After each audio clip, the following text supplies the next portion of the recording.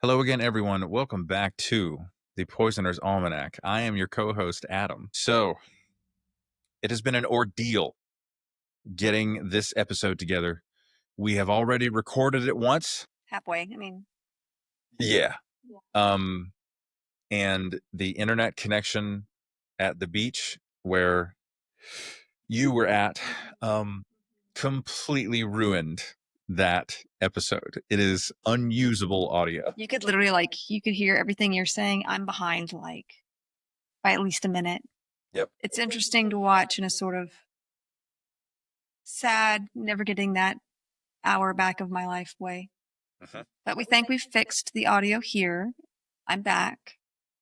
And we're pretty sure we fixed the audio issue in this room.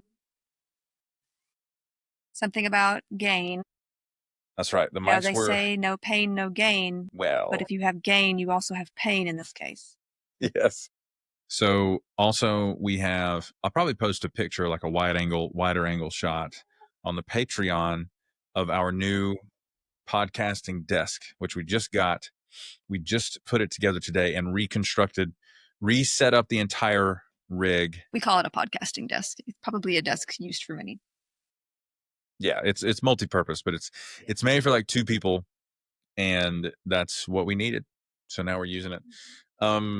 Let's jump straight into comments on Spotify in the BBL's filler, Botox, and frauds. We need to talk the dangers of budget cosmetic surgery episode. Sasha says, random autistic confession. I hang out at the graveyard because this is the only place in nature besides some forests that is really actually quiet, and I love to read there and just randomly commemorate people I don't know. Honestly, she would love the graveyards in South Carolina. There's tons of really old graveyards with huge stone graves and huge white oaks with moss coming off of them. I mean, everything looks haunted over there, but it's just very pretty. But I like graveyards.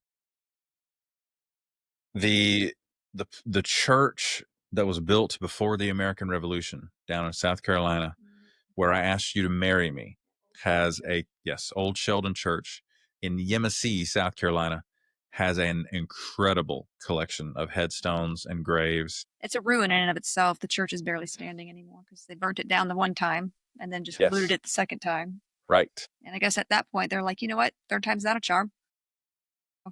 Yeah. That's right. Oh, and Kiki Lynette asks on Spotify, was it Stephanie Lang? I did not know who that was, so I looked her up. She is a beauty influencer YouTuber, and she's kind of a jerk sometimes, question mark. She can be, yeah. I've only seen her a few times. She pops up when I'm looking at other videos, I think in relation to such, because I was looking at a lot of James Welsh videos, because I like watching him because he's just, he's easy to listen to, and she can be a bit judgy though. I can see that. So yeah, she's got it out for a few certain celebrities. I know that. I was like, why are you obsessed with them? And then Melanie Regier, she says, Adam, I am Canadian. Haha. My vowel sounds gave me away. That's Melanie, the SLP, who just left us a voicemail recently. Great. And then let's see. Oh, this is from the Was It Poison video. Chelsea SP. She says the largest documented case of arsenic poisoning in the U.S. happened in New Sweden, Maine, near my hometown in 2003. Have you heard of this case? You guys should do an episode on it. One victim died and 15 others were hospitalized. Some of the victims have long-term disabilities. I would definitely have to look at that one.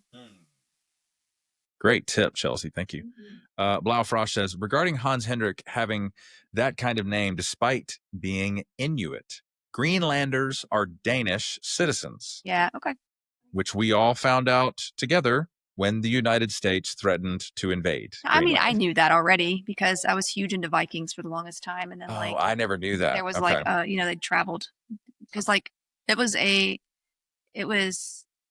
Dane that discovered America before freaking Columbus did, up there, maybe at the top part.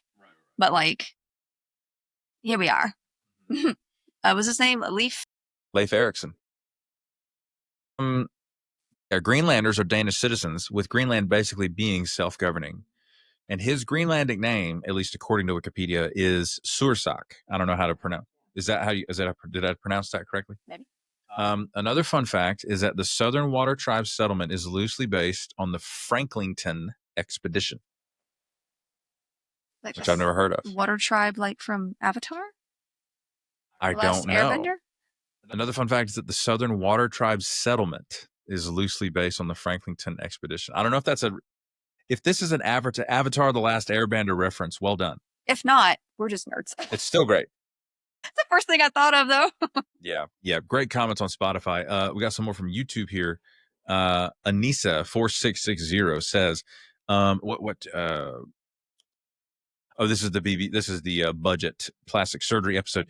This reminds me of something a little off topic. A few years ago, I heard about a new fad where women could strengthen their pelvic muscles by using a Yona egg with Kegel exercises. That's a reference to the pelvic floor musculature. A Yona egg, which was made from crystals and polished smooth, would be inserted, and your Kegels would move it around. The issue is that people would make the egg out of crystals or minerals that dissolved in acid, which is the usual pH balance down there. It's like a jade egg, like in Goop. What's her name? That's what it sounds like. Gwyneth Paltrow. That's what it sounds like. Yeah, she talks a lot about those. So we need to get like a Goop subscription just to see. Just to get some stuff to talk about. We'll get the podcast sponsored by Goop with a series of well-placed emails. Okay. And then we will burn that thing down from the inside. Kind of like a Yona egg does. Oh man, I'm going straight to hell for that one. I've seen like little bits and pieces of the whole Goop culture lifestyle thing, and it's Goop culture. Goop core. I laugh, but apparently there are people who take it seriously and who do these things, and it's expensive and it's either useless or can be dangerous. So, let's see. When they make them out of crystals or minerals, that dissolved in acid, which is the usual pH balance down there, and would be toxic if it got into your body. The main example being malachite. This is all hearsay from my end, but I think it kind of ties into the dangerous trends of doing things that you don't necessarily know the consequences of. But this is a beauty influencer situation. It's the same reason that people go for plastic surgery. I mean, just if a person tells you to put something in an orifice, just don't do that. Okay. Even when you go to the doctor, and I'm not saying this is right because what they do is they charge you more because of it. You go to the doctor for an ear cleaning, at least around here. Insurance describes it as surgery because they're putting something in an orifice, and I'm like, well, if that's the case, what about dentistry? So yeah, but they market it as that so they could probably charge you higher for it. But so yeah, I just don't think you should be putting things in your orifices without a doctor's direct. Also from YouTube, Fluent in Meow says, I love your podcast. I sometimes wish there was a video. I have a better time focusing watching people speak sometimes. Thanks for the upload. I replied, we have a dedicated channel for the video version. And I linked it in the comment, and she replied, no way. This is amazing news for me. Thank you. I do videos better too. Yes. Audio stuff just kind of, I can listen to it for a few minutes, but then, yeah. And wildly speak, I did not know this, but YouTube is, by the numbers, they have a slight edge in being the most popular podcast platform on the planet. It's not Spotify, which I am shocked by. I thought it would be Spotify for sure, or maybe Apple Podcasts. It is still YouTube, and the vast majority of the time, that's because podcasts have a video version. It's all the things that I was learning about expanding a podcast to video is the reason we have a video version. So yeah, here we are. So if you're watching on YouTube, obviously you've already landed at the right place, but we're going to link in the show notes where you guys can find the video version, should you so choose. Also, somebody gave me this. Look at that. Hold it up closer to the camera there. Tilt it back, like get it in the light some so people can see that detail. Okay, tell us about it. Well, it got dropped off actually by a listener who is local. Yes. Yes. I hope she. Tasha. Yeah, I know. I'm like, I hope she doesn't mind me saying her name, Tasha. But she dropped this off because she knows I like ravens and crows and such. Giving Poe vibes, and I think it would be. I thought I had an idea to just. I'm gonna get a little like line where I can like hang up different things people have sent to us because I've gotten a couple of different cards from people, a couple of different like just different little things I'd like to hang up there so you guys could enjoy it too. Yeah. But yeah, it's like a felt. It's pretty nice. She said she got it at like a little market around here, and those markets are really fun to go to. But apparently, the funny story though, she was telling me that um, they made a lot of different stuff there. They had a lot of little plushies there or something, and like I love stuffed animals, in case you couldn't tell. But there was apparently nothing that would fit my vibe, she said. And so the lady asked her, well, what is your friend like? And she was like, poison. And the lady apparently looked at her like, what? But apparently the area next door, like I think that she said the people next door were, or next door, but next shop over or whatever, like apparently were intrigued. And I guess that's where she found this. But she explained a little better. No, she's not like poisoning people. She's, just has an interest in those kinds of things. Yeah. Yeah, thank you so much, Tasha. That's really sweet. When I explain our podcast to strangers, I say, oh, what's your podcast about? Oh, poisons, true crime, history. I never say poisons. I never mention that all by itself. I mean, I do, but at the same time, of course you I'm do. used to the reactions I get from people. You are. Because I've had a lot of interesting. But I am selling this podcast when I tell people about it in public, for sure. I've had a lot of interesting, like just topics I like to talk about. So I'm kind of used to the looks. But I went through a Starbucks one time. This is a long time ago, years ago, and I had books sitting in my seat. Yeah, I remember that and guy. This guy was like, he was at the window and he was like, hey, what are those books? Like he was super interested in it. And like, that was, I think right around the time we were thinking about starting this. This has been like a couple years back. So. Totally. And I wish I had been there with you to be like, oh, we have a podcast. Because I always get nervous. I'm like, oh, it's about poisons. Mm-hmm. Don't call the cops on me. I don't have a criminal record, I swear. Story time. I escaped a religious cult 7 years ago. Without going into too much detail here, let me just say it was an extremely difficult journey. My mental health spiraled downhill, and I thankfully had enough presence of mind to seek out a therapist to work through what was going on with me. My therapist helped give me context to all the wild things I had walked away from. He was kind, patient, and guided me through what my new normal might look like. I had never had healthy boundaries in my life. Therapy helped show me that, as a result of being in a cult or a high control group, I had never fully become my own person. It's a shocking thing to learn at the age of 32. I learned how to communicate to the people around me what I was going to do, and more importantly, not do with my time, energy, and resources. BetterHelp is the sponsor of this episode, and they're on a mission to make starting therapy easier. BetterHelp is a platform where therapists and their clients can communicate effectively and get the most out of therapy. There's a journal inside the platform for personal reflection, and there are group sessions on a number of different topics available every day. Starting therapy is easy with BetterHelp. Fill out a questionnaire, and you will match with a therapist in as little as a couple of days. One of the best features of BetterHelp is that if the first therapist doesn't feel like the right fit, you can easily switch to another one until you find someone you really connect with. They carefully make sure therapists on the platform are well qualified, and their customer support team is there to help you if you have any questions. With over 7,000 reviews and a 4.5 rating on Trustpilot, BetterHelp is a platform you can trust.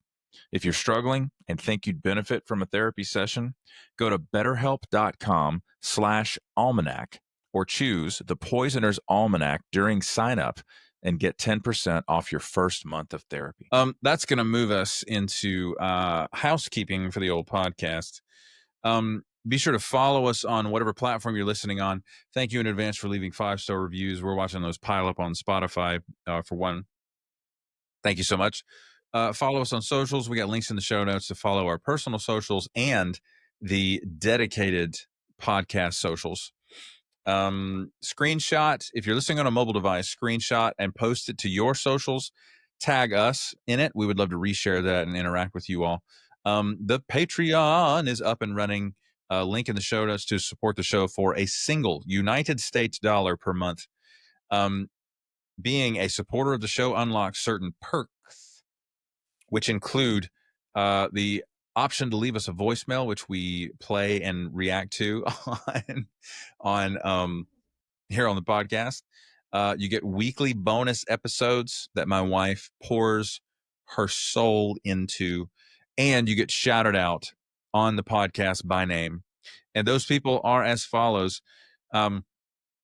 87 Pens Girl, 71 Mara Santiago, Grace Lahan, Genevieve, Nahev Shetreat, Jay Went, Incan Hafner, Kiri Yorsek, Taya Sunshine, Monique, Shane R., Sue Steves, James Mills, Megan Gowler, Liz B., Woolly Wolf NZ, Mama G., Nicole Rivers, Richard Miyako, Heather Nolan, Kaylee, Sasha Rubel, Maya Showstock, Maggie's Yarm, Ogre the Viking, Lynn Rocket, Brett Moser, Zaid, Neil Houdini, Nicole Crane, Jefferson Vargas, Carmen Q, Sarah G, Knitting Ninja, You did it. Estar, Olive Octopus, Betsy Rich, T-Bug, Christine Moljadi, Morgan Brittingham, Blau Frosch, a.k.a. Clara Jurisons, Vix, Anne Maria, Carl Ziegler Jr., Clyde, Jennifer Wilson Richter, Too Fidgety, Wendy G., Elena M.K., Caitlin Martin, Pungrammed 101, Minna Snowda SPT, Tasha, Stuart Slattery, Simone Valdez, Christian Scradergard, Bonnie, Omadi, Rynel Alara, Kristen Arnold, Aaron Carey, Lynn Simpson, Melissa Emmel, Desiree Davis, Jennifer Ramirez Johnson, Dalek Party, The Warped Witch, Sometimes Jules, Mr. Slave, Dizzy Dancer, Creative Otter, Yadmit, Supergirl Sway, Rachel, Anya Brandt, Ebby, Leah Marie Matson, Lady Digitalis, Jesse, Shay 10, Julia Franzoni, Sparks, Gloria Eichmann, Thomas Huff, From Strings to Things, Soy Kasumi, Jessica Gasparini, Robert Jr., Caitlin and Ron Mack, Donna Lancanese, Lauren Smith, Anna G, Serpentine Fire, Melanie the SLP, Stuart Lee,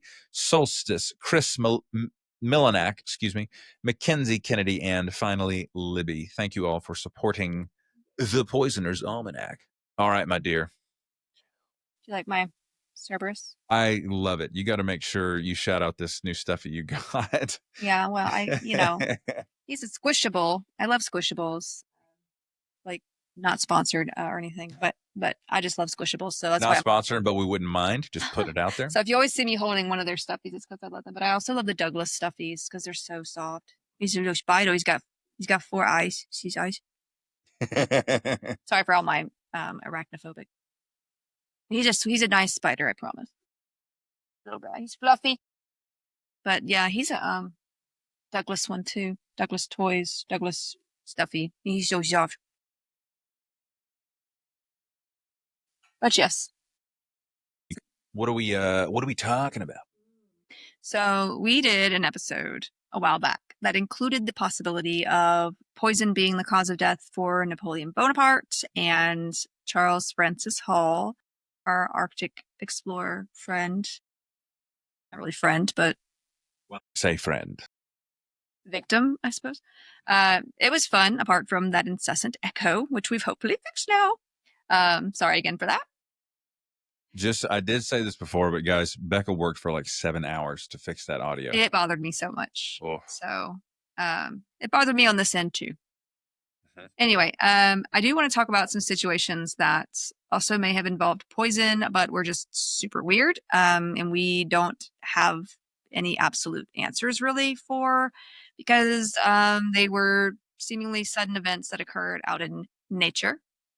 And like in one case, there just were no witnesses really that they could turn to ask, hey, did this happen? Did this happen? So I love the idea of hiking and exploring. The idea, right? Like, I wish I could just deal with bugs and the temperature extremes. But yeah, here it is overwhelmingly hot. We just had a few heat advisories, which we're used to. I mean, it's summertime. It's Georgia. It's like 98 to 100 degrees, 80% humidity. It just is what it is. The heat index was like 108. Yeah. It was quite toasty. So, yeah, we had a heat advisory. Other places do too. I mean, California gets pretty hot too. It's just really humid down here too. It's like walking through just a steam room all the time. It's just always, you're just going to be sticky. You're going to be constantly wet. Like your skin's just constantly sticky and moist because humidity. But I'm sure in other places where it's freezing, like that's got to be hard, like to go out and because I don't temperature extremes of any sort. I can't stand. I have a hard time with that. So I like the idea. Like, yeah, I'd like to go hiking. I would love that. I would probably get lost. Let's be honest. We know how I am with geography. But I know the constellations, so watch it be cloudy. Anyway, before I go any further off topic, you know, I used to watch Indiana Jones. Played some Lara Croft Tomb Raider. The, blocky, not really sure.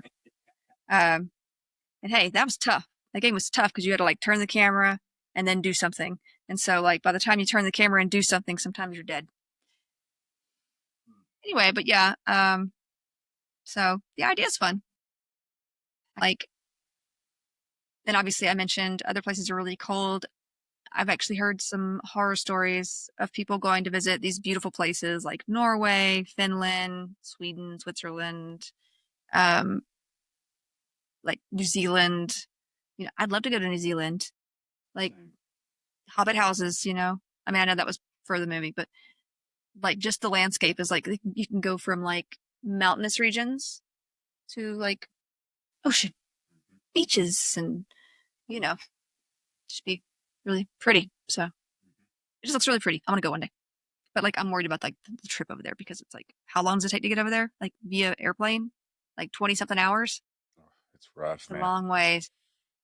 Anyway, so but people go to these different places to explore more wild areas, but they tend to go unprepared or unexperienced, usually both.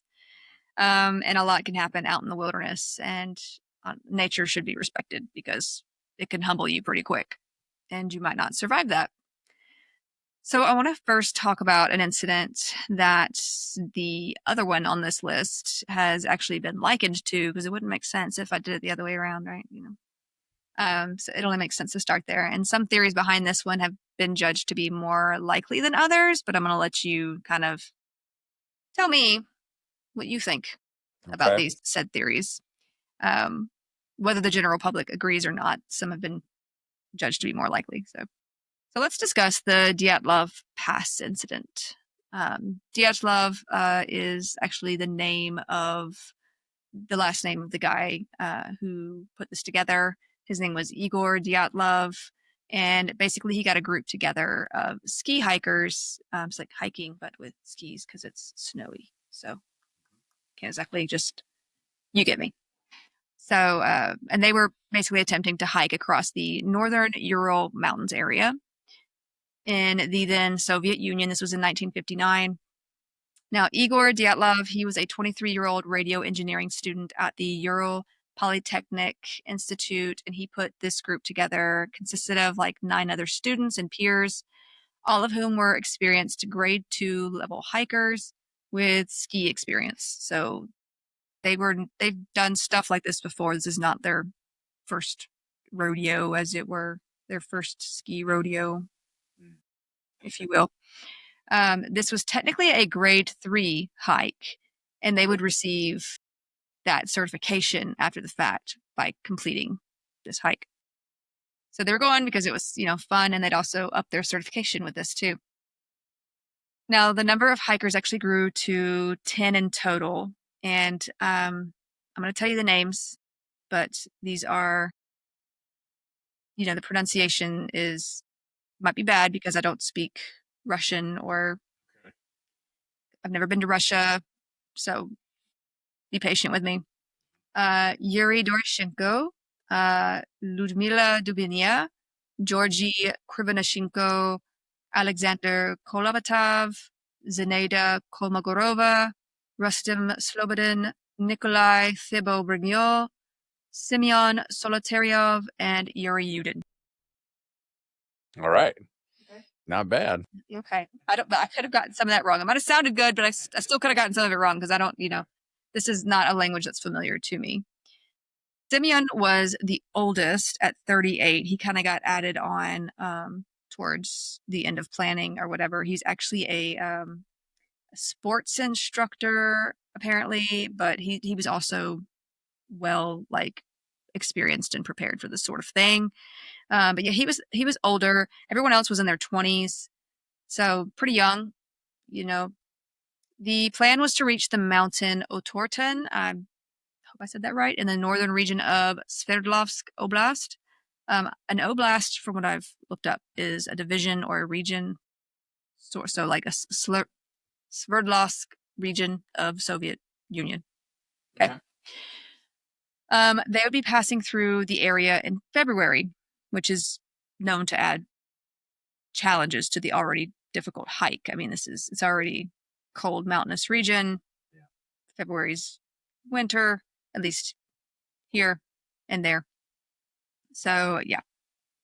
So the plan was approved by the Sverdlovsk City Route Commission on January 8th for them to hike through the area. Another member, as I mentioned, Simeon, he got added on around that time. And then all the hikers, they all had a route book. So they knew where they were going. So I'm just letting you know, they knew the itinerary. They were prepared for this. Mm-hmm. It's not like something they just went off and did without preparing. I'm thinking about, especially if you're in remote areas, like they have checkpoints or call-ins where they'll, like if they miss a checkpoint, someone will come looking for them. Is that how they play it? Well, he actually, before leaving, Dyatlov actually agreed to send a telegram to the sports club they were a part of. It's part of the institute, the Polytechnic Institute, by February 12th to verify when they'd made it back to Vizhai. This is the last village or inhabited area that far north, basically. So it would be like kind of the last area they could do so. But he was planning on sending a telegram once they got back to that place to let them know, hey, we're good, we're on our way back, that kind of thing. Okay. And he said that was gonna be around February 12th. So the group started out by train. They arrived at Ivdel in the northern province of the Sverdlovsk region on January 25th, and then they caught a truck to Vizhai, that's the little last little village before, no more civilizations. So, you say that with the Russian accent. did I? A little bit. A little bit.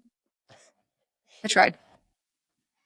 So, yeah, on January 27th, it's my cousin's birthday. They started hiking up towards the mountain Otorten, but by the next day, a member of the group, Yuri Yudin, turned back because he had several health issues. He had arthritis.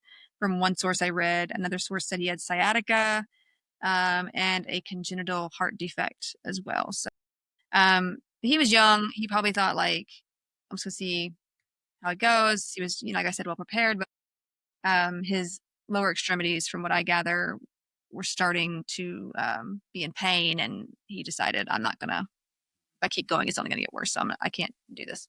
January 27th is the day before our wedding anniversary. It is. So he turned back due to that, and this likely saved his life. Because I knew that's what you were going to say.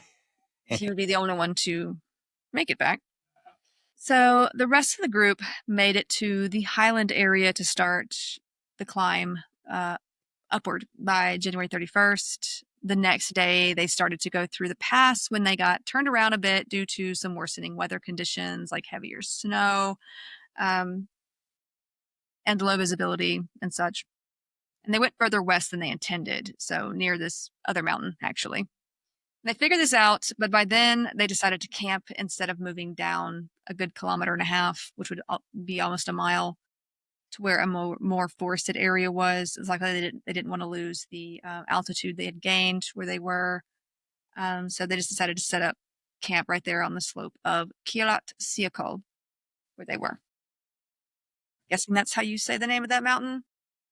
I'm sorry if I'm wrong.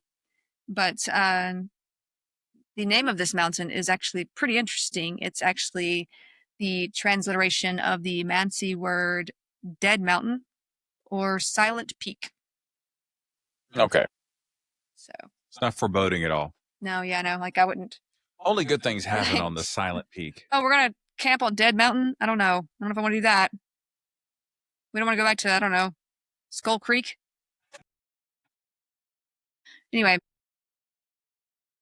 I'm not superstitious. I'm a little stitious. Now, this decision for them might have been a deadly mistake. However.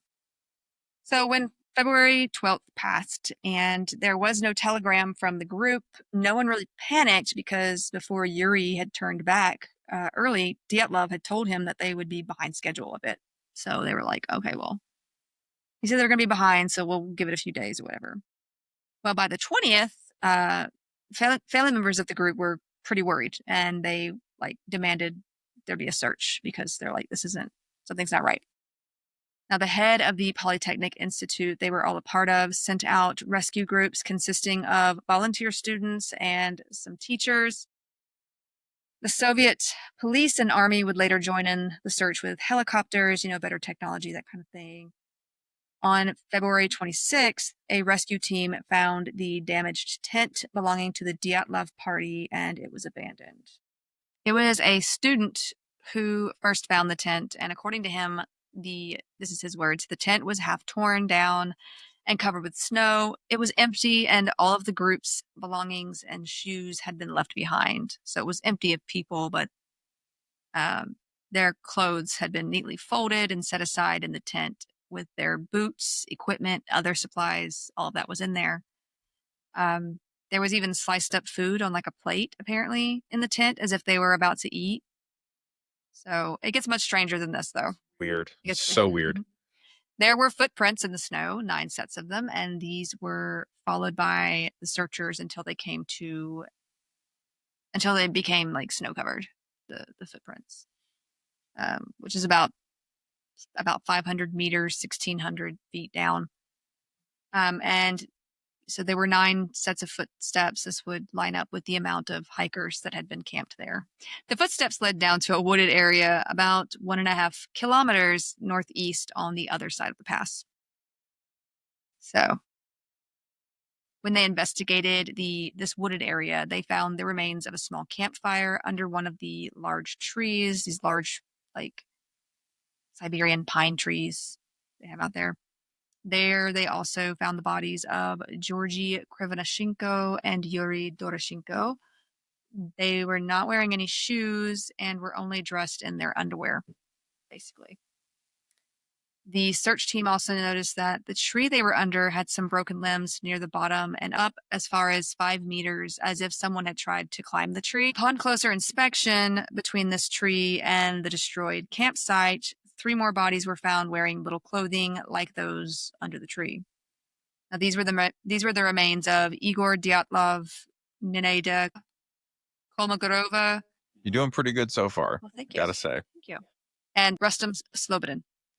And it looked like they were trying to make it back to the original campsite, like they were climbing up towards that area. It would take over 2 months to find the bodies of the other 4, basically. Why were they not wearing barely anything? How do you, it's so risky to do that. We're going to go over some theories about that as well. While searching for the remaining hikers, a legal inquest under prosecutor Lev Ivanov was started to examine the bodies in search of a cause of death. A team of medical examiners found no injuries that could have led to their deaths. Slobodin had a slight crack in his skull. It wasn't serious, though. Wouldn't have led to his death necessarily. And they decided to list the cause of death for each of them as hypothermia. Krivonoshenko, one of the hikers found under the tree, had 3rd-degree burns on his shin and foot. And the team also found a bit of flesh in his mouth that appeared to have come from his knuckle as if he'd bitten it off. Toxicology tests were done. Witness testimony was taken about the group. Diagrams and maps were made of the scene, and evidence was gathered and forensically analyzed. So they, got all of this stuff together. The tent and its contents were actually helicoptered out of the mountains and set up again inside the police station to kind of so they could kind of analyze it there, examine how it was. How they try to put it up exactly the way it was when they found it, basically. And um, there they figured out that there were these cuts in the tent, and they found out through a seamstress that was actually helping the police out with something different, that the cuts had to have been made from the inside. So somehow these cuts were being made from the inside as if they were trying to get out of the tent that way. It's coming from inside the tent. Um, but yeah. Now they finally found the rest of the hikers in May of 1959. I say they, but it was actually an indigenous Mansi hunter and his dog that found them. Um, these four were found in a ravine about 75 meters, about 246 feet further into the wooded area from the tree that the first two were found at. Um, and they were under about 4 meters, about 13 feet of snow. Now, the Mansi hunter found this sort of iced in, basically, and there was like clothing strewn about, like just debris, like that didn't look natural, obviously. And so he, I guess, called it in, and the rescue workers came and recovered the bodies of Alexander Kolovatov, Nikolay Thibault-Brignol, and Semyon Zolotaryov, and Ludmila Dubinya. Now, 3 of the 4 of these were better dressed than the others had been, and there were signs that some clothing of those who had maybe died first had been removed for use by the others so that they could try to keep warm after they had left the tent. So, like I said, it gets weird. Um, so yeah. Now, Dubinya was wearing Krivonishenko's burned, torn trousers. He was one of the guys. He was one of the men found under the tree. He had the burned shin and foot. So, I mean, he could have had that on, and maybe she took it maybe after he died. I don't, that's what they're speculating. Like maybe she got this after the fact. Her left foot and shin were wrapped in a torn jacket. Now, 3 of these hikers had significant injuries that likely resulted in their deaths. Thibault-Brignol had a skull fracture so severe that there were pieces of bone in his brain. Zolotaryov and Dubinya had suffered crushing injuries to their chests. The autopsy report noted a massive hemorrhage in the right ventricle of Dubinya's heart. The medical examiner said that the damage was similar to what is typically seen as the result of an impact of an automobile moving at high speed.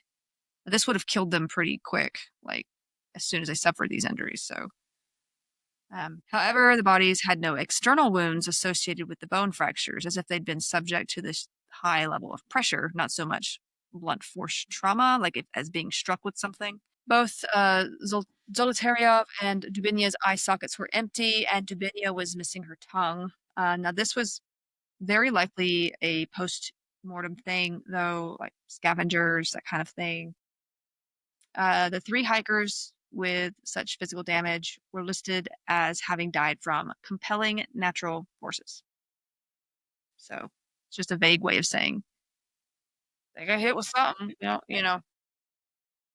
Now, those investigating the scene of the destroyed tent, like I said, they found these cuts. And so like, why would they, I guess, why use a knife to cut it open? They must have been, it's almost as if they were trapped and thought they were trapped inside. And then, like, why just remove their clothing and boots and abandon them along with their food and equipment, just run off into this harsh and freezing wilderness? And like I said, some of the clothing might have been removed by others after those particular hikers were dead, but like a lot of them were half dressed and were not wearing boots.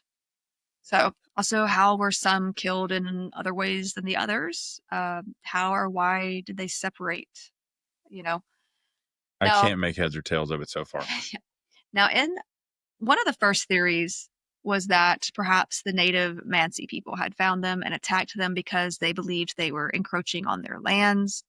This was ruled out pretty quick after interrogations with some Mansi peoples, and also just realizing there had only been 9 sets of footprints, no others around. There were no signs of like hand-to-hand combat around here, no signs of a struggle really. So, I mean, unless you count like the messed up tent, but you know. So, Also, the nature of the injuries for those who did suffer them, they just didn't match with hand-to-hand combat or a fight with another person, really. The Mansi people are reindeer herders as well. They're not, they're pretty chill. They don't have anything against these people, or wouldn't have had. Now, hypothermia does seem to be the only cause of death found for all but 3 of the hikers, and there is some evidence to support it. Hypothermia occurs when the body's core temperature falls below 95 degrees Fahrenheit, 35 degrees Celsius, if you will. At this point, the heart, nervous system, and other organs can't work as well as they usually do for obvious reasons. Left untreated, hypothermia can cause the heart and respiratory system to fail and eventually can lead to death. Now, I've heard of stories, like miraculous stories, of people getting like freeze, just basically frozen very quickly, like way lower temperature than this, and surviving because like it's almost as if they were preserved. They were cooled so fast and then brought back with proper medical attention. It's rare, but there's been a few cases, and it's interesting with like without brain damage at the end of it. Like That's crazy. those are some interesting cases themselves. Now, yeah, but symptoms of hypothermia can include shivering, slurred speech, mumbling, slow and shallow breathing, weak pulse, clumsiness or lack of coordination, drowsiness, confusion, memory loss, hallucination, loss of self-awareness, and loss of consciousness. It may start out mild, then gradually worsen, and it's considered a medical emergency. There's also a symptom of severe hypothermia known as paradoxical undressing, in which those experiencing severely low body temperatures actually start to feel as if they're hot. So they begin to remove their clothing. Now, this may be caused by the hypothalamus malfunctioning, as the body's sort of shutting down. And this is the part of the brain that regulates body temperature. Or it also can be a loss of what's called vasomotor tone. Um, this is what balances dilation and constriction of blood vessels. And so, like, it can lead to the blood vessels in the extremities relaxing, releasing heat all of a sudden. That's just a theory behind this particular symptom. But most of the hiking party was, like I said, only half dressed.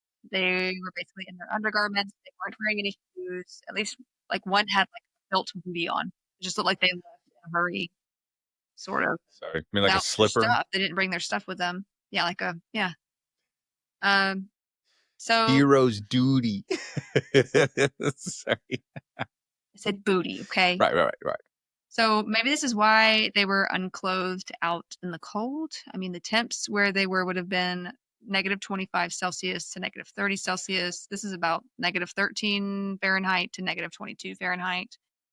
And it was snowing pretty heavily. Like there was a storm that had moved in.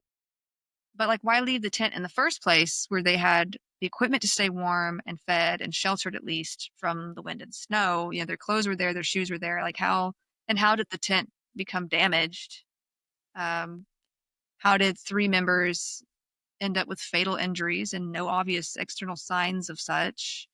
Like, how did they end up where they ended up? How did they get out there I can't in put the it first place? together. It's so wild. It's got to be some measure of altered mental status for some reason, some sort of encephalopathy. Their brains are just inflamed at the top of this mountain. I don't know. Trying to cut your way out of a tent, taking off all your clothes when it's minus 15 degrees outside, and just they're all experienced hikers, and they separate from one another. It just doesn't. Nothing adds up. Nothing. So I'm going to go over what was known by the end of the investigation and inquest because it kind of just ended suddenly, May of that same year, basically the same month that those other bodies were found. Now, it was reported that 6 of the hikers had died of hypothermia, while 3 had died of fatal injuries. There was no evidence of any other people nearby on the mountain, the pass, or anywhere nearby, at least for like 30 miles, I believe. The tents had been ripped open from within. The victims had died 6 to 8 hours after their last meal. That would be according to the autopsies. Evidence found at the campsite revealed that all of them had left on foot of their own accord, and they had all walked, not run from the site, which you can tell from like the stride. It could not have been the Mansi people or any other human attack, as the injuries that were suffered could not have been caused by such, especially without more soft tissue injuries, at least, you know. Now, a laboratory found that several items emitted unnaturally high levels of radiation. A radiological expert testified that because the bodies had been exposed to running water for months, these levels of radiation must originally have been many times greater. So, according to him, and we'll come back to that part in a minute. Apart from what I have already mentioned about the injuries, 3 of them sustained, there was no documentation released regarding the internal organs or tissues of those that had died. So there wasn't any more information released on like the shape that they were in, basically. Since there was no criminality found, the inquest, as I said, was just kind of ended in May of 1959. They were just like, they just shut it down. And the files, pictures, and journals that were recovered that were associated with this incident were sent to a secret archive. Gotta love the Russian government. The area was also closed off to other travelers for like years after this area that they had been found or had gone to, you know. So obviously there's still a lot of questions regarding what happened and how these hikers died, etc. As such, there have been many theories over the years since. So let's go through those. Some are more out there than others, but there are some that seem out there, but are also like, I mean, kind of fits. Like, so yeah, I mentioned radiation on one of the hikers' clothing. With this little bit of information, and obviously, like the obvious mystery of the whole thing, like there were a lot of people who were starting to wonder if these deaths were covered up by the Soviet government after some secret weapons testing disaster, which is not that far-fetched when you consider how secretive the Soviet Union had been about a lot of experiments and accidents. I mean, we've covered Chernobyl, you know. So, and there's other ones we haven't covered that we'll probably go into in the future. So, yeah. There was, however, some explanation for the radiation in this case. One of the members of the group had apparently been living in the contamination zone of the recent Kishtim disaster, a nuclear incident 2 years prior, and another had helped with the cleanup of that same disaster. So they may have had some leftover contamination, maybe. These are both members of the party? Yeah. So like, the radiation was found on clothing, and so like they're saying that since they came from this area, their bodies are still kind of radiating this out, and their clothing would have had it on there too. So, or their clothing had it on there because it also was from this particular place. Yeah. So, another theory has been poisoning by carbon monoxide from their heating device. I'm not sure what device this is that people are mentioning because I didn't find what they had or any sort of like device like that. But hey, maybe it just wasn't listed where I was looking. Um, Methanol poisoning due to bad alcohol ingestion, leading to confusion, and them having leaving the tent without clothing. Like, but they're experienced hikers. They would probably know the effects of alcohol with altitude buy that one. sickness and No. cold weather, like it, you know, hypothermia, that kind of thing. I doubt, you know, if they're that experienced. They were having a good time. I mean, they had cameras on them with pictures, like black and white pictures. And you can actually look these up. They've been made public now, but and they seem to have a jolly old time, you know, but they're not like, you know, playing drinking games on this mountain, you know. So I just don't see that being the case. Also, poisonous hallucinogenic mushrooms that were said to be hung from trees by the Mansi people. That's another sort of theory. Now, the first two that I mentioned, carbon monoxide, methanol, they were ruled out pretty early on, and then talks with the Mansi people later revealed that they had not hung any sort of mushrooms in that area. They would hang mushrooms to dry, but like I don't think at this elevation they would be doing that. They would have had to pick something like that up further down before they made it this far, and that's just not. They already had food, so that doesn't really make much sense to me either. Also, if they're experienced hikers, they know a little bit about foraging. I would think, like not to touch certain things. Just what I would think. Others theorize that perhaps the group had accidentally been within target range of a military exercise involving parachute bombs. Now, in this case, the group would have panicked and left the tent quickly without time to grab clothing. But I would think they would be wearing as much clothing as possible, even in the tent, like unless it was wet or something. Like maybe they took it off to dry, but it was like folded and it was nicely arranged in the tent. But That's creepy. I'm just like they didn't, either it's premeditated or they didn't see any of it coming. It's one of the two. Although they explain this, those who favor this theory explain this with the idea that the bodies were moved after the fact, and they used like some of the hikers like burns and markings due to livor mortis. Like they say, like, oh, this body's been messed with or moved after the fact. Like they were trying to use stuff like that, because like with the blood pools or whatever, you can tell if a body's been moved from a scene that it was originally at, that kind of thing. Yeah. But yeah. Now the problem here is, how would they have done so without leaving any signs that they were there, like footprints? They had only found enough sets to be the hikers, and if they had been dragged, this too would have been apparent. I mean, if there's footprints in the snow, there'd be drag marks as well, right? It turns out, however, that this whole parachute bomb testing thing was actually a thing, and according to military records, it had happened in this area around the time they would have been there. Now, parachute mines detonate while still in the air rather than when they strike the Earth's surface. And they produce signature injuries similar to those experienced by the hikers. So you have the heavy internal damage, but relatively little external damage. The theory coincides with reported sightings of glowing orange orbs floating or falling in the sky in the general vicinity of the hikers, and was allegedly photographed by them. I think I sent you this weird photo. Yeah. That people say is like, see, that proves it, right? But it doesn't really prove anything, but I figured I'd show you. Yeah. Show you this anyway. Is like just a random, it looks like it's an accidental exposure. So, yeah, basically they're trying to say that potentially military aircraft or descending parachute mines, like this is what that is. Or it could be also, as we'll go into in a little bit, UFOs.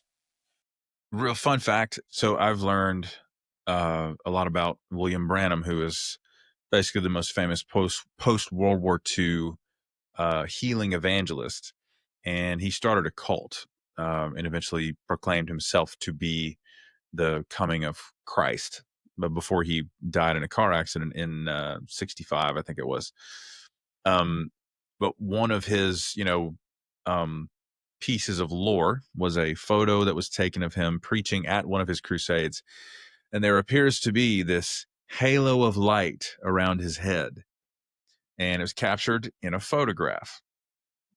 It's not a halo. It's just a random overexposure of, a flash of light. Anybody who knows film photography, they know that's what that is.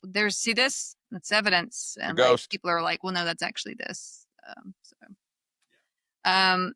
Like I said, I'm not superstitious. I'm a little stitious. I mean, I don't mean I'm gonna go like try something, right? I'm not trying things. It's always white people in the woods trying stuff. I'm not gonna go jump in Lake Lanier. I'm not gonna go if something's haunted. I'm not gonna be like, let's go in there. Let's go mess with them. There's a guy going viral right now do that on TikTok who is simply reenacting cave divers social media videos, but he's doing it in his living room, and he's doing it with like some blankets and the pillows from his couch, and he's disappearing in the cracks between his pillows, and he's like exhaling all the breath from his lungs so that he can fit through the hole. Like, it's the most just claustrophobic nightmare. It makes me think of the Nutty Putty cave incident. We could talk about that. It scares me. I will never be in one of those places. No. Don't do that. No, thank you. And the comments, of course, are hysterical. One of the comments I saw was like, it's always some guy who has like 2 kids and one on the way.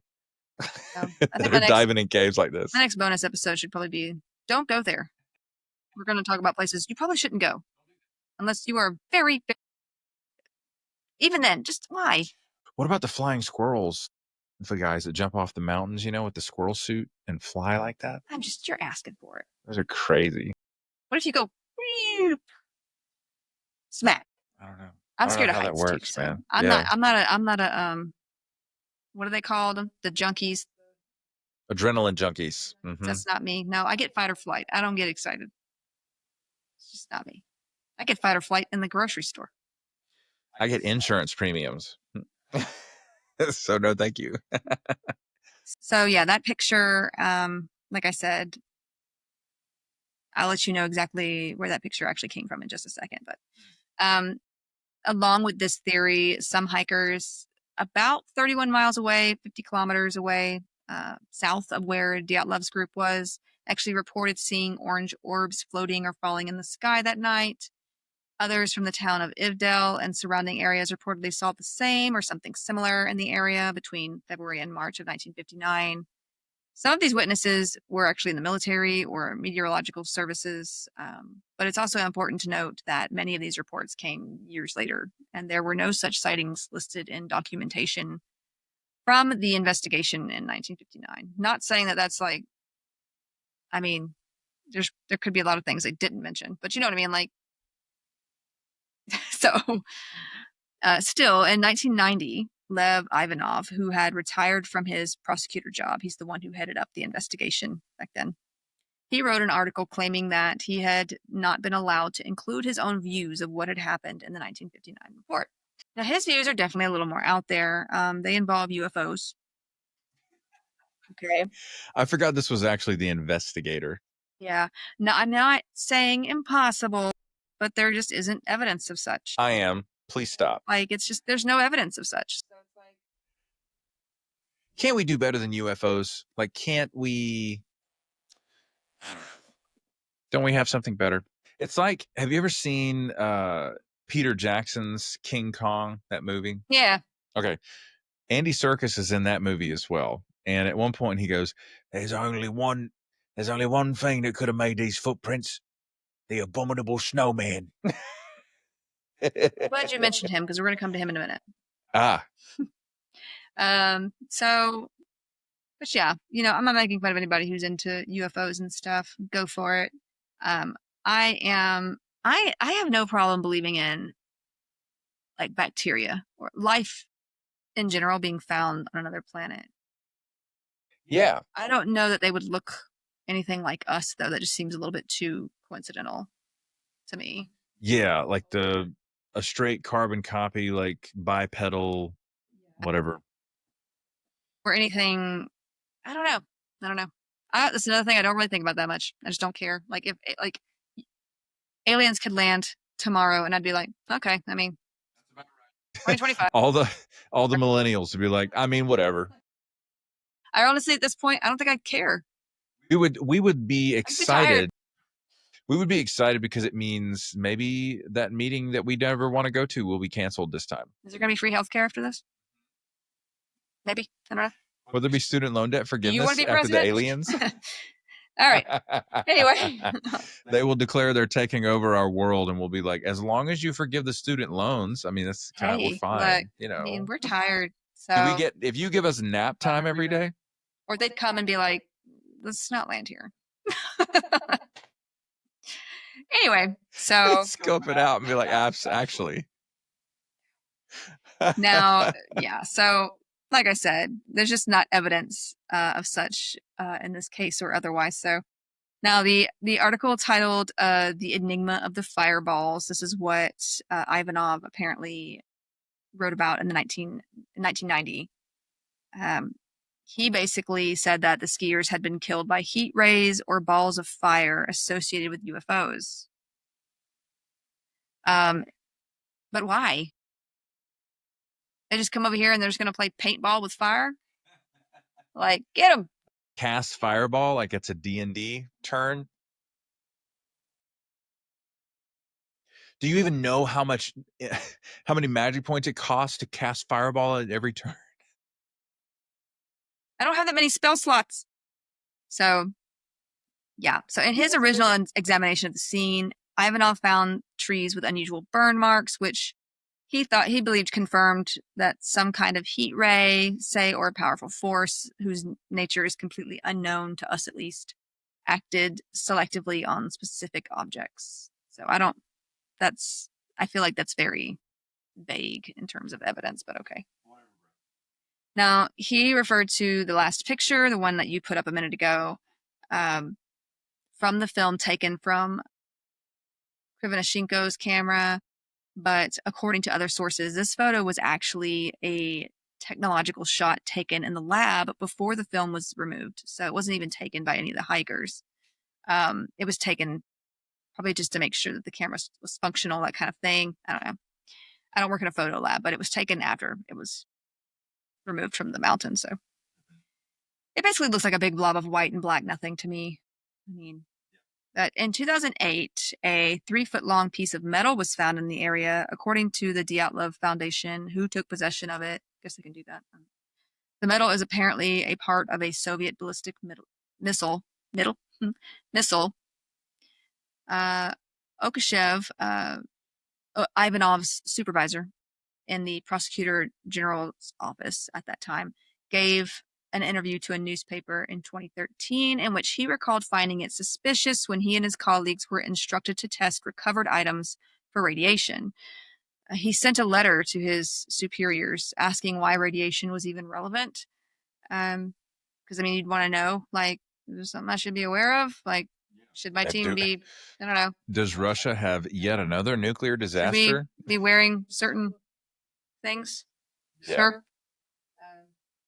But in response, the deputy prosecutor general just kind of met with them and was like dodging questions about weapons testing and basically just ordered them to tell people that the deaths were accidental. So stop asking questions, just tell them it's accidental.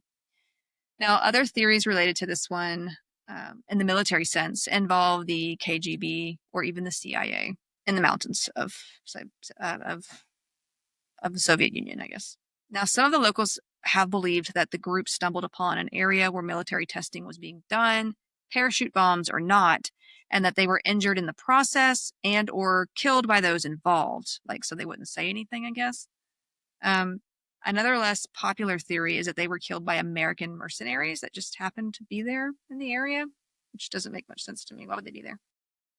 Even Yuri Yudin, this is the hiker that had left the group days after starting the trip for his health issues, he said that he believed his teammates had been taken from their tent at gunpoint and murdered. This was in 2013, however, when he stated this, and this wasn't long before his death. I don't know what his mental status was like, or if this is something that this is the way he processed, what happened, I don't know. Now, those attached to the KGB theory have focused on some of the team being members of the KGB, specifically Zolotaryov. I believe he was the oldest. He was the older guy, and possibly 2 other members who were on a secret mission to meet with CIA operatives in the area and give them misinformation, like purposefully. According to this theory, the CIA operatives killed all of them and covered it up on this mountain. If they found the footprints of the hikers, how do they not find the footprints of exactly? Well, that too, people? But like I would think it would be a lot messier too. Like that's a big job to cover up. This again, like I said, it feels difficult to believe because, like we said, the scene showed no such evidence of others being present. Also, why would CIA operatives be out there at all? I don't, in the mountain, on this mountain. So yeah, military testing, aliens, CIA, KGB. We can't leave out Yetis. Okay. Well, a Yeti. You mean like the Yeti cooler or okay? The abominable snowman. Of course, the first thing I see is that like claymation abominable. I can't even say abominable. Abominable. Abominable. Okay. Snowman. Yes. From like the Christmas movies or whatever. Oh yes. I want to be a dentist. Dentist. Of course, like he was like a friendly abominable. So he's not really abominable. The snowman ended up having a tooth that he needed work on. He was just angry. He was just in pain. Shoot. I get mad too if I'm in pain. Anyway, Yetis. Yetis are like the cold version of the Bigfoot, right? Sort of. Yes, an Arctic Bigfoot. Arctic Bigfoot. Mhm. Yeah, or Sasquatch, I guess. Anyway, so the most popular theory for a while has actually been that a natural disaster of some sort occurred. Now, this does have a higher chance of happening than, say, like aliens or Yetis. Aliens. I just see that History Channel. History Channel basically just became reminiscent of the Sci-Fi Channel, if you think about it. It's too much. I used to love the History Channel too, and they'd have like all the history stuff. Yeah. Anyway, now some of these theories are still a little out there and not believed by everyone. Okay, one theory in this realm is that of what is called catabolic wind. I think I said that right. These are also known as fall winds. These are a thing. These are violent bursts of air that are driven downward by gravity as air closer to the ground just cools really quickly. It becomes much more dense. It flows basically with gravity like a river would. So it's air, but it's very dense. It can be damaging. It can be very dangerous. This kind of event is considered rare, but it does happen more often in cold/freezing environments or higher altitude environments. So like places like Antarctica, Greenland, they call it the Pitarak there, which basically means that which attacks you, which kind of gives you some context, I guess, of what they think of that.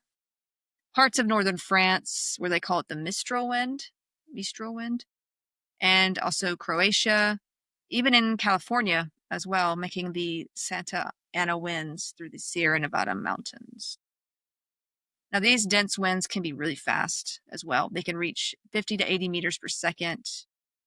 That's 180 to 288 kilometers per hour, or 111 to 178 miles per hour. Yeah. Now, such winds as these were said to be the cause of death for 8 hikers in Sweden in the Anaris Mountains. Of course, in that case, there was a survivor, though he was severely injured, but he was able to tell them that story. So, like, they kind of knew, like, this is what happened. Here we don't have anyone to say what happened. So those that favor this theory argue that the hikers would not have been able to stay in the tent. They would have needed to evacuate it relatively quickly. They also would have thrown snow on top of the tent, likely to keep it from flying away. Apparently, a flashlight was also found on top of the tent. And they think that this would have been intentional to kind of help them find their way back after, like, leaving, maybe to seek shelter in that wooded area below. It's believed in this theory that they may have attempted to build shelters, and the one above the 4 found later, the ones that they found after a few months, collapsed, causing the injuries seen in the 3 of them, 3 out of the 4 of them. The others would have died of hypothermia trying to make it back to the tent. So the theory actually does fit a lot when you think about it, but we can't know for sure. Another theory in line with the whole natural disaster theme is that of infrasound waves from winds moving around the mountain. They were on the slope of, creating this phenomenon known as a Kármán vortex street. Not sure why it's a street. Kind of bothers me because I don't know why it's a street. But so like Carmen San Diego winds. I don't know. Where in the world is Carmen San Diego? But yeah, Kármán Vortex Street. Now, this theory was favored by Donnie Eichar in his 2013 book, Dead Mountain, the untold true story of the Dyatlov Pass incident, which seems kind of presumptuous to me. You can't prove that it's true, but whatever. So, yeah, he explains here that the infrasound caused the hikers to have panic attacks. Like all of them? Like they all sort of, I mean, maybe it was like a mass panic thing. I don't know. It was not, it wasn't Disney World up there. So, I mean, I've definitely had a panic attack at Disney World before. let the Bad reader reference on understand. my part. But yeah, he suggests that they left the tent in this panic state. They left their clothes, shoes, and supplies behind, and they might have like come out of this sort of panicked state further down the slope, but with it being dark, they couldn't find their way back. 3 of them, those with the fatal injuries, he suggested could have fallen into the ravine area and hit the rocks below. So that's his take. And if you're like, wait, what the heck is a Carmen Vortex Street? And I've got you because, yeah, maybe. I looked it up because I too was like, and I found out that this is a subject of fluid dynamics in which a repeating pattern of swirling vortices caused by the separation of flow of a fluid around blunt bodies. The fluid in this case being this dense air or water vapor from the clouds acting like a fluid, I suppose. And then the blunt body being the mountain. So it going around. You can actually see this effect with clouds around mountainous regions. It's kind of more rare below, like on Earth, than it is. You can see it in space typically with, from above. But so, yeah. Echolalia wind, that's what I call it. But it can cause panic somehow. So apparently this effect can cause a singing or vibrating or humming sound. So maybe it freaked them out. I'm not sure, but I would think experienced hikers and mountain climbers would be kind of able to collect themselves knowing how the wind and such just kind of operates around landscapes like this. And know not to panic because that can only make matters worse. All right, let's talk about one more theory, and it has sort of been decided to be the most plausible by authorities at this time, but even it has problems. An avalanche. No. Next theory. According to this theory, the group would have either felt snow coming at them or believed an avalanche was coming, and therefore fled the tent quickly, leaving everything behind for fear of being buried in the snow. They would have fled to the wooded area, likely as trees were better protection against incoming snow. They might have gotten separated into 2 to 3 groups in the dark, but if it's dark, how do they know where the woods are at the same time? I'm thinking, like, anyway, maybe I don't know. I was gonna say maybe the moon was out, but it wasn't. It was a snowstorm going on. So whatever. So while one group of 2 was under the tree and they made a fire, the 3 found between there and the tent tried to go back for their supplies. These groups froze to death. In this theory, the ones with injuries found later were hit and buried in an actual avalanche. I mean, it's better than like the Yeti theory, but it feels all over the place to me because so they ran from a possible avalanche, got lost from each other, okay? But then some were hit by another actual avalanche further down in a different location. No. Now, others that question this theory are typically skeptical of there being an avalanche in that area at all. Yeah. Over 100 expeditions have traveled this area with no indication of there ever being or having been an avalanche. Updated physics and a review of the area has shown it to be an unlikely place for an avalanche. Also, the conditions of the snow shelf in February would not have been conducive for an avalanche. There wasn't melting snow or any sort of disturbance really that they found that could have led to this. So, had there been an avalanche, it's not likely it just came to the tent. The tent and hikers likely would have been buried or swept away, but they found the tent with some snow on top of it, but it wasn't covered or, you know what I mean? Like it could be seen. Nah. The footprints leading away from the tent showed they had walked away at a normal pace, not fled for their lives. Also, the footprints still would have been there if there had been an avalanche. Like, Absolutely not. I just don't think. Finally, Dyatlov was an experienced skier, and the much older Zolotaryov was studying for his master's certificate in ski instruction and mountain hiking. I mean, neither of these 2 men would likely have camped anywhere in the path of a potential avalanche. Like they wouldn't have, especially in the middle of a snowstorm where it's already kind of dangerous. And like, made me think of that scene from Legally Blonde. Like, I feel like only my mind can go here, but you know, where she's like, I don't think she could have done it because exercise gives you endorphins. Endorphins make you happy, and happy people just don't kill their husbands, right? It's like these 2 men, airtight. these 2 men, like they knew what they were doing. They wouldn't just leave their tent. They wouldn't just camp there if there was going to be an avalanche. You know what I mean? Like, I don't. So, a review of the evidence from the 1959 investigation in 2015 and through 2019, they kind of went through this whole, like, let's look at this again. It argued in favor of the avalanche theory, stating that the conditions were harsh that night with a snowstorm and high-speed winds and freezing temperatures.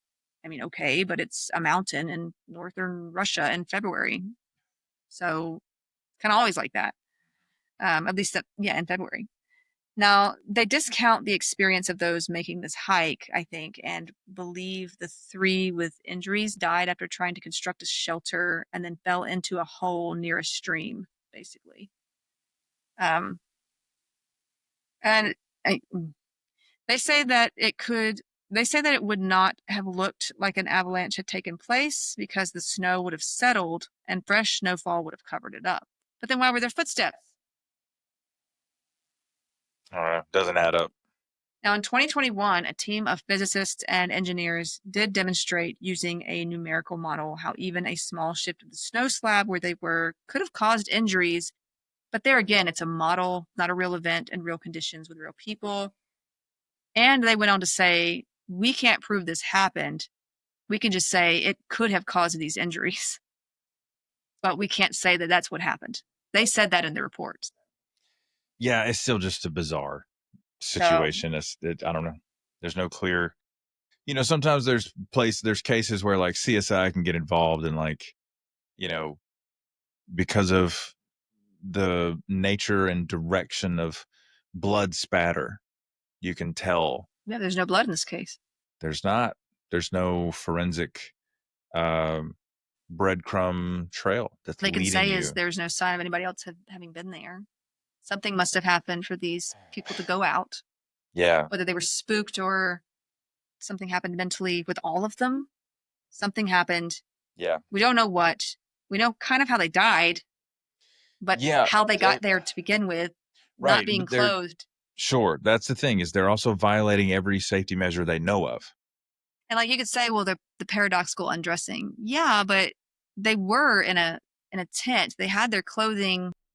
Did they get so cold even in the tent that they just, you know what I mean? Impossible to ignore. Provoke them to get out of the tent. Yeah. So what do you think is closest? Was it an avalanche? Oh, man. Definitely the UFOs. Did they drink bad alcohol and go mad and freeze to death? Did they stumble into a military exercise? Oh, the catabatic winds. I feel like, honestly, I'll tell you what. This is tinfoil hatting a little bit. I could see them having somehow linked up with CIA or some other intelligence agency from a foreign power. That'd be the perfect place to meet up with somebody because there's nothing out there. Really? You think they'd be out there? I mean, there's easier ways to do it. It's the most plausible out of the ones I've heard. I don't know. The catabatic winds one was pretty good. No. I just can't see collective mass hysteria because of. But it wasn't hysteria. It was them trying to make sure their tent didn't go away and then losing where they were. It just they're so hodgepodge all over the place with different, I don't know. I mean, I'm not into the Yetis alien stuff. No. And I feel like the radiation stuff has been kind of settled. I don't really see because I feel like you'd find radiation in other places too. The most plausible for me is that they were rendezvousing with some sort of foreign actor. Oh, you're taking the whole KGB CIA route. Yes, 100%. I mean, now, there's still not unlikely that they would have had any kind of because a lot of people had ties to KGB back then. So that's right. See, and this is 59. This is not the mid 90s. Like, there's a KGB guy in charge of Russia right now. I don't know. I'm still skeptical about that one, but. What do you mean? Of that theory? Yeah, I don't know. Maybe it's just because it sounds more like a movie. It does. It does. But if something goes wrong, they, again, I know we're talking about footprints and all this other stuff and cause of death. But I don't know. It's the one that fits the best in a completely absurd situation. That's all I'm doing. Your question was, which one sounds most plausible? That's the one. I am drug-free. I mean, I'm just, it's a question. I think people believe different things about it. So I just wanted to get your take on it. Sure. We don't know. We don't know. That's the one for me. And it's probably because I'm honestly, in my mind, I'm picturing Agent Steckner from Narcos. He was the CIA guy on the ground in Medellin, Colombia, during when the Pablo Escobar thing came to a head, and etc. And he honestly was the creepiest character in that show, because he had this one bit of dialogue where he was like, yeah, the CIA has plans for this place. That was his take on the entire drug war. I'm talking about, like, not today's drug war. This is Pablo Escobar. You know what I'm saying? This man's a gangster. And it was just weird the way his whole take was like, yeah, the CIA's, we're here because we have plans for this place. And I'm like, doesn't the CIA believe in aliens? I don't know what the CIA believes, but it just They say they do. A lot of them do. Well, yeah. His vibe was like, oh, you're a chaotic neutral out here, aren't you? I always play chaotic neutral characters in my games. Same. Before I gave you all these delicious details of this case, I mentioned that there were no doubt. I mentioned that there was another case. Technically, there's a couple of cases that have been seen as similar in terms to the mystery behind them, to the point where they're like, it's this country's Dyatlov Pass, or it's this city's Dyatlov Pass, or whatever. Like it's just that sort of serious mystery type effect. It's the term used to describe. Yeah, it's just kind of it's become sort of likened to that particular mystery. So I'm only going to discuss one for now because it's all the time I have to do. Anyway, this is the Khamar-Daban incident, but has been called Buryatia's Dyatlov Pass. I looked up that pronunciation. You did? I hope I got it. I did my best. This is also in Russia. It'll be 1993. Actual Russia, not Soviet Union Russia, but here we are. So yeah, this occurred in 1993 when an experienced hiking instructor, Ludmila Korovina, led a group of younger students on a hike to Khamar-Daban, which is a mountain range in southern Siberia in the Republic of Buryatia, Russia. This was a popular hiking spot, and she planned for her and 6 of her students to go. Now, forgive me again for mispronouncing any names. These students were Alexander, known as Sasha Krysen, who was 23, Tiana Filipinko, 24, Nis Shvakin, who was 19, and Tina Valia, is what she sometimes went by, Utochenko, she was 17, Victoria Zelesova was 16, and Timur Babanov, was 15, which is awfully young. Mercy. Yeah. Now, the teacher, Korovina, she was 41. She had a previous experience hiking in this area, and the students had trained with her for the trip. Still, 15 is pretty young for, I guess he was with other, a whole group, but still, it's pretty young to me to do this sort of thing. So they didn't go without some knowledge of the area or of the wilderness in general. Still, like I said, the youngest of the group was 15. The others weren't that much older. So this, like I said, seems awfully young. But what do I know? I don't do this sort of thing. They traveled up to Irkutsk, Russia. Did I say it wrong? No, it's going to make me laugh every time we say it. Irkutsk. It's fun to say. Irkutsk, Russia, via train in August of 1993. Korovina's daughter was also leading a hiking group in the area, and they were supposed to see each other or meet up around August 5th. Now, the first 2 days of this hike were going great, and they made better time than they thought they would. Now, on August 4th, however, the team was hit with this unexpected storm as they were beginning their descent. So they'd gone up, they're coming back down. Korovina made the decision to camp it out, start fresh when it was over. But they were out in the open, kind of exposed to the elements, because that's just where they were, I guess. So they decided to just camp out there. Okay. And they couldn't get a fire started because it was stormy. Not good. So they did successfully start a fire the next morning, though, and they were able to eat before moving on. So they're fine right now. Okay. So they got through the storm. They were like, okay, we got through the worst. Now, we only know what happened after this because there was a survivor of the incident. Nina Udachenko was the one survivor. She was 17. Now, her story, however, is pretty wild. When she was found, she didn't speak for several days. So it took some time for her version of events to kind of come out.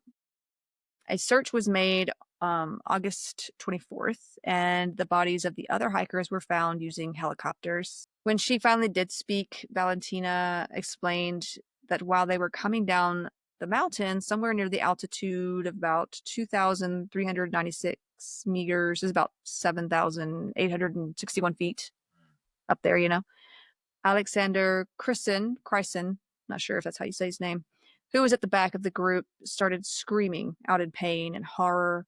And when they looked to him, they saw he was bleeding from his eyes and his ears and was frothing at the mouth. She said that he fell to the ground, convulsing, and then went still. Their teacher and leader ran up to him to assess the situation and help him, but it was not long before she also started to scream and bleed from her eyes and ears before falling and convulsing there. Bro, what? Tatiana Filipinko had run to help Corvina, but she also collapsed after grabbing her throat as if she could not breathe or if like something was wrong there. What? Valentina said that instead of simply going unconscious like the others had, Tatiana crawled to a rock and beat her head into it until she was unconscious. Yeah. She then said that she witnessed Victoria Zarasova and Timur Bapanov run away in terror, but they did not get far when they collapsed, clawing at their throats and ripping their clothes off, like ripping at their clothes. They were also throwing up blood. Valentina then said that she and Denis Shavkin also ran, but Denis collapsed into convulsions shortly after. She kept running until she no longer could, and then she set up a tent under a tree and fell asleep. Oh like my she God. slept for a while. I'm thinking brain parasite immediately. Really? Yes. That quick though? Yes. That's a psychotic. It's a neurological. Something's infected their brain. Something that only lives up there. Yeah, a good movie. Uh-huh. Anyway. So like all of them though? Yeah. They're both completely breaking from it's a I can't remember the name of the disorder particularly, but I feel like there are parasites or infections, parasitic infections that cause horrible psychiatric breaks. I felt like I remember that somewhere. But she's seeing this. They are dying. So why would that affect her? Why would it kill her? I don't know. So anyway, when she woke up hours later, she actually went back to where her group's bodies were, and she gathered supplies from their corpses because she had nothing. And she was still far away from civilization. So she had to choose like, well, crap, what do I do? She either gets supplies or she dies where she is. Yeah. Yep. So she then spent the next 4 days following power lines down the mountain alone. I mean, she had to have been terrified. She just seen this crazy thing. Is this going to happen to me next?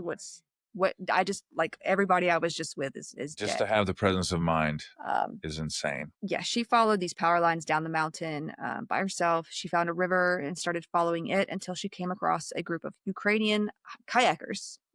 They promptly took her to the police so she could tell them what had happened. Again, she didn't talk for some time, a couple of days at least. The authorities searching did find the bodies of her team after a few days of searching. The bodies of the deceased were noted to be only partially dressed, and with an autopsy, all of them were noted to have signs of bruised lungs. And the students were listed as having died of hypothermia, while the teacher, Corvina, was said to have died of a heart attack. All of them were also said to have protein deficiencies due to malnutrition, so this was also a factor listed. I mean, they were young. I don't know what they were eating on this trip or even before. No, I don't know. Now, some of the rescuers disputed the idea that they could have died of hypothermia, claiming that it would have been impossible for them to die of cold there. One actually suggested altitude sickness instead. This is a mild form of acute mountain sickness, or it's called acute mountain sickness. in which low amounts of oxygen are experienced really quickly, as when ascending higher altitudes, and symptoms of altitude sickness may include headaches, vomiting, tiredness, confusion, trouble sleeping, and dizziness. It usually occurs above 2,500 meters, 8,000 feet, but it can affect some lower than this, especially if inexperienced or dehydrated. Team was relatively experienced. I mean, the students had done some training. I don't know the extent. Corvino was definitely experienced, and they were descending and had been at higher elevations for a few days now. So I don't really know. Of course, I've never climbed a mountain. I don't know exactly how all that works, but um, also the symptoms that Valentina mentioned, bleeding from the eyes and ears, convulsing, grabbing at the throat, none of that really fits, apart from not being able to breathe being the reason for reaching for one's throat. I mean, unless somehow she hallucinated this, or this is what they're just kind of going with what her story is. Now, it's also possible that Valentina had become confused, or, like I said, hallucinated in whatever was happening and wasn't experiencing things correctly. But, like, why? And in that case, what did happen? Now, back to the idea of hypothermia for a second, because it had stormed the night before and they were not properly sheltered during that time. Perhaps they developed hypothermia because their clothes were wet, making them colder than they already were. Maybe they didn't. Like I'd mentioned before, you don't always realize when you're in that state, the stages of hypothermia, that kind of thing, all the time. Still, though, like their lack of apparel may have been from paradoxical undressing, like we mentioned with the Dyatlov team earlier, but they'd made a fire the next morning and ate some food and seemed fine before all of this happened. So it's not like they were moving about and they were with it enough to start a fire, and they would have warmed up a little bit and they would have eaten food, and it doesn't seem really right. Again, we're also going with the story we're being told, but I'm pretty sure they would have been able to find like where the fire had been. Like they've been able to see, what they had done before this a little bit. So yeah, they basically they were fine before all this happened so suddenly. Now, one suggestion was a vitamin deficiency, and that Corvina was just irresponsible and starving her students. Latina denounced this idea. Latina believed that the deaths were a result of pulmonary edema, which can result from progressing altitude sickness. Also, I mean, a vitamin deficiency is not gonna, you don't get like lower than a little bit and then all of a sudden you're bleeding from your eyes. You know what I mean? Like it doesn't. From the eyes and ears is what it makes me think something's up with the cerebral cavity.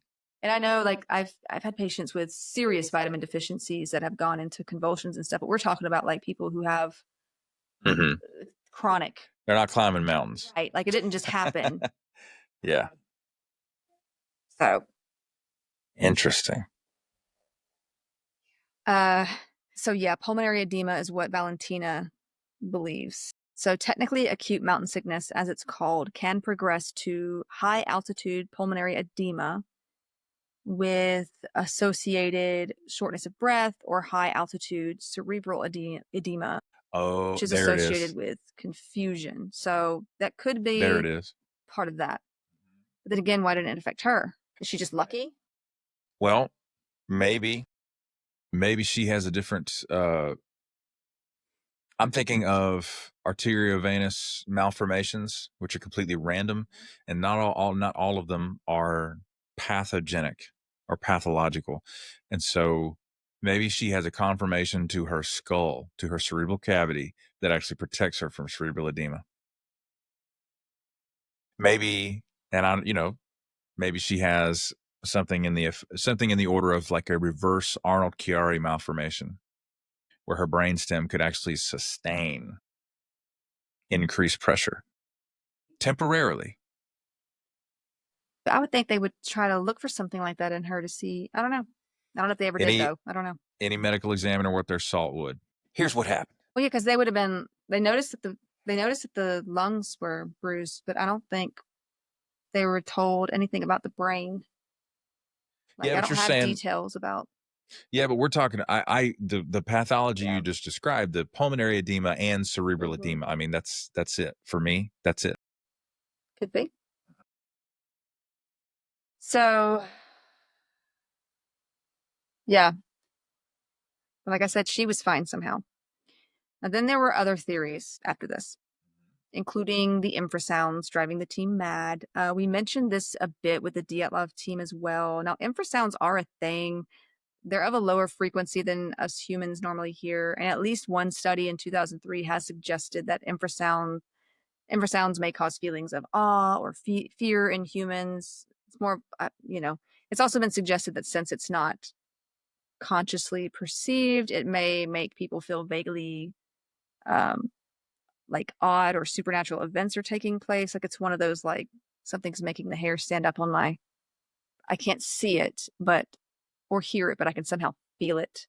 You mean the spidey sense? Sort of, but because it's a frequency, right? Sound waves are physical, but we can't see them. Sure, they can provoke a visceral response. So this, whatever this infrasound sort of thing is, could cause you to feel a little bit out of sorts, basically what they're saying. Okay. Still, it doesn't explain what she saw, Now, a psychologist at the University of Hertfordshire in southern England, Professor Richard Wiseman, stated, this was just some interesting stuff to do with infrasound that I just thought was funny, or fun anyway, stated that some scientists have suggested that this level of sound may be present at some allegedly haunted sites, and so can cause people to have odd sensations that they attribute to a ghost. Our findings actually support these ideas. So they were writing this study up on infrasound and kind of what it does to people and animals. Like, do we feel it? Does it do anything to us? Because there'd been speculation before about certain things. Sure. Now, in this study, Lord and Wiseman played 4 contemporary pieces of live music, including some laced with infrasound, at a London concert hall, and asked the audience to describe their reactions to the music, which honestly, it comes with its own blind sort of study because you can't see it or hear that it's different. You know what I mean? The audience did not know which pieces included infrasound, but 22% reported more unusual experiences when it was present in the music. And honestly, some people are going to feel things differently than others too, probably. Forgive me for asking, what's the definition of an infrasound? Like, what is it, a binaural sort of thing, or what is it? It's low frequency. It's lower than we can hear. Oh, infrasound, like below the auditory spectrum. It's sound waves with frequencies below the threshold of human hearing. Ooh. Typically below 20 hertz. So yeah. That's interesting, because the lower frequency a sound wave is, the more energy it actually has, the more potential it has to provoke a visceral response. Well, also we've used sound waves, I believe, recently to help with kidney stones, things like that. Yes. Yeah, because it can. Yes. Mm-hmm. Because it can shake things up, move things around. Mm-hmm. What is that? Cholelithiasis? That's nephrolithiasis. Nephrolithiasis, because cholelithiasis, that would be gallstones, I think. Yeah. Okay. Yeah. So yeah, just thought that was interesting little tidbit of infrasound. They had some studies on it. So now infrasounds can be produced by natural meteorological incidents such as storms and such, but it could, but it's like, could it have led to these deaths? That really seems unlikely to me. I still think team altitude sickness. Right over here. A little bit of hair raising activity is different than death. Yeah. Right. Hemorrhaging from your eyeballs? No, brother. You got pressure in the cerebral cavity that's pushing on your eyeballs. Well, we're not finished with the theories, so. Okay. You know me, I am a stickler for details. So there's actually a report titled "A Review of Published Research on Low Frequency Noise and Its Effects," and I thought you'd find this interesting, being a musician of sorts. Based on research done for UK's Department for Environment, Food and Rural Affairs. In this report, it was noted that in 1972, French researcher P. Bourdon exposed 42 young men to tones at 7.5 hertz at 130 decibels for 50 minutes. This exposure caused no adverse effects other than reported drowsiness and a slight blood pressure increase. So 130 decibels is hot. Now, in 1975, researchers Slarv, it's a fun name, and Johnson exposed 4 male subjects. Why only 4? I don't know. To infrasound at frequencies from 1 to 20 hertz for 8 minutes at a time at levels of up to 144 decibels SPL. There was no evidence of any detrimental effect other than middle ear discomfort, probably because things are. Yeah, that's 1 hertz, 5 hertz. You talking about That hurts. bass? Sorry. Now, tests of high-intensity infrasound on animals have actually resulted in measurable changes, such as cell changes, ruptured blood vessel walls. So, I mean, it is a thing, and it can actually be used for detection of like nuclear detonation and such. Like it's been used in other areas. But like I said, I just don't think that this could kill anybody personally. Kill these hikers. Infrasound wavelengths can be generated artificially, like through detonations and other human activity, or again naturally from earthquakes, severe weather, lightning, and other sources. And the thing is, air has been seen as a very poor medium for it to affect humans in such a drastic way at all. Like, just isn't. So then we have the theory of military experiments. There's always going to be a theory of military experiments causing the deaths. Now, in this theory, the hikers were either killed as a result of the experiment or killed by those wanting it to remain a secret. This is not all that credible of a theory, however, because this area is very public, with a lot of people passing through. So it's like not exactly a great place for secret experiments, or like likely to be a secret experiment area. However, we're going to come to something in a minute that's going to be like, well, why did they do that there? Another theory, somewhat connected to that military experiment theory, is that they were exposed to nerve agents somehow. Apparently, there had been past testing with Novichok in areas near this region. Also, why in a public area? Whatever. It's Russia. Novichok. So I don't know how long ago, and Novichok was developed by the Soviet Union. So, and it has been one of, for a long time, was the deadliest nerve agent. It still is one of the deadliest nerve agents that we know of. So, and many of the symptoms reported by Valentina actually fit those caused by nerve agents: convulsions, frothing at the mouth, grabbing at the throat in pain, or inability to breathe. We've talked about nerve agents in a few episodes, really. It can cause respiratory distress, thereby showing signs of bruising to the lungs. It can cause cardiac arrest, as in Korovina's case. And again, Valentina may have just been lucky. She did sleep a long while, after which, under that tree, which, her body's experience with what little amounts she was exposed to could have done. Still, it's okay, now I'm torn. Yeah, like maybe. Yeah. I mean, it does fit symptom wise a lot. It's just like, where did it come from? Or was there a container there that had been forgotten about? Was this an accidental contamination left over by? Right. And the Russian operations would never know, or there's no oversight. There's no, Still, we don't know. Then there's the mushrooms theory. Corvina was known to forage, and she likely taught her students as well. But some say that maybe one of her students that she had been teaching collected some poisonous mushrooms. They had eaten breakfast that morning before heading out. Perhaps it was laced with said mushrooms, causing hallucinations and death in those who ate most of them, while rare an overdose of muscarine and absinthic acid, most common in the amanita mushrooms, which we've talked about. Some amanita mushrooms can lead to psychosis, convulsions, cardiac arrest, and coma.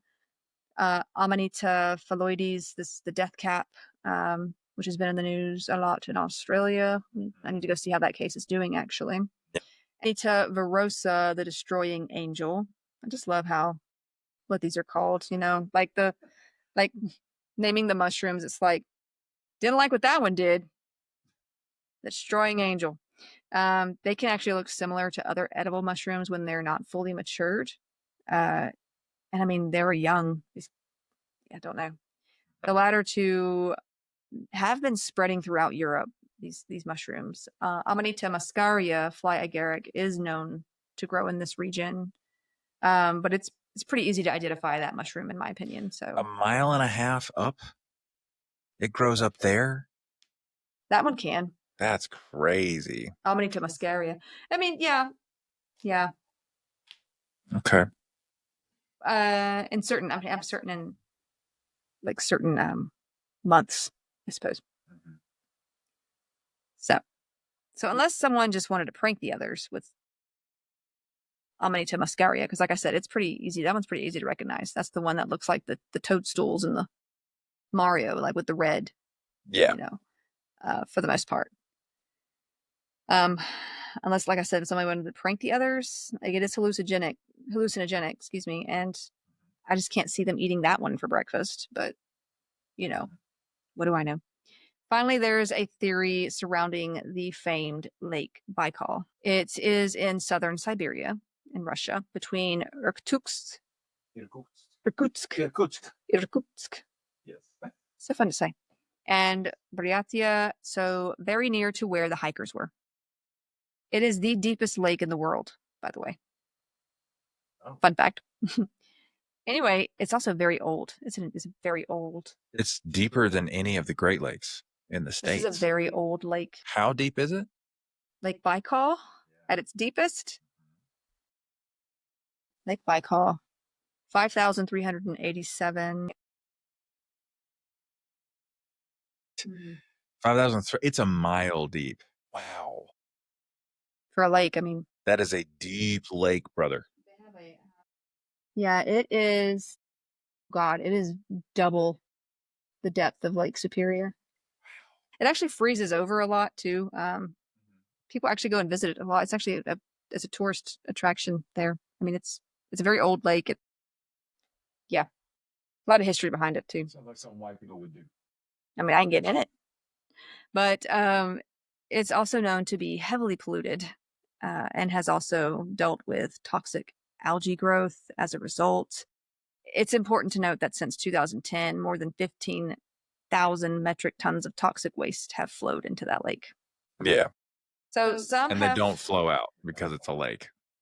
And now there's like streams, but it's just going to contaminate the streams too. Some have put forth that if the hikers drank from a stream carrying contaminated water from the lake, they may have been poisoned this way. I mean, which is an interesting, suggestion. It's just, but you'd have to prove that there is a stream coming that direction from that lake and test that water. And so it's just this, we don't know. Okay. Just another theory. So which one do you favor for that one? I think I'm still with altitude sickness. I think so. I was thinking either that or the nerve agents. That's a close second because what we've learned. Where did it come from? And yeah, they have used it before, according to some sources in that area. What we've learned about, from Chernobyl and those situations, like the Russians don't. Well, they're not going to divulge if that did. No, they're not. There's no litigious society in Russia, so you can't sue the Russian government for a nuclear fallout or something like that. So I wouldn't be surprised if that's what. It's a close second for me, though. I don't know. Altitude, the cerebral edema still catching my attention the most. I gave you a picture of the group and I think their location too, which you can just show for reference. But I mean, the poisonous mushroom one seemed interesting, but there again, you have to prove that they had those mushrooms, they ate those, and I would think they would find that in their stomachs, Yeah. So pathology would figure that out. Screen. Is it the picture of the mountainside, like with their 6 faces? Yeah, that's kind of. You got those. They all look so young. Yeah.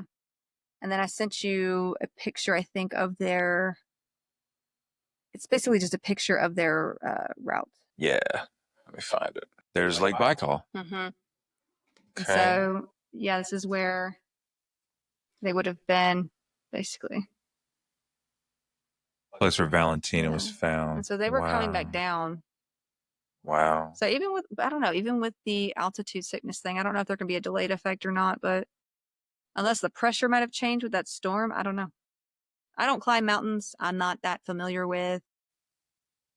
So their beginning and ending points are right there on Lake Baikal.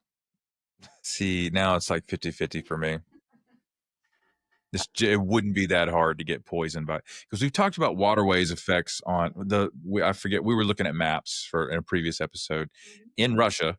about something similar. So, anyways, yeah, that makes more sense now. And it's not just Russia. I mean, Romania has a lot of toxic areas. Yeah, sure. I mean, come on, Eastern Europe, especially where there's been a lot of mining, anything like that. That's heavy right. metals. And That's right. They've such. got how would you say it? They have economies, but they're not full grown, so to speak. I mean, even here in America, we have the uranium mines out there where the Navajo Nation is. Sure. We tend to choose to ignore, which hopefully something's being done about that. I don't know. With everything changing and stuff this year, I don't know if that's still going ahead or not. I hope so, but I hope it gets dealt with, but we'll see. We'll see. Should be. I don't know. But those are the two cases I had for you today. I thought they were interesting. There's still a mystery, basically, that gets talked about. Like I said, there are theories that are more favored than others, but it's like we can't really know for sure. So I thought it'd be interesting to get your theory. And there were some theories of poison within these too. So it's like, certainly, that's great stuff. What could it have been? Yeah. All right, that's going to do it for this episode, folks. Thank you so much for listening and watching, and we will see you in the next one. Bye-bye.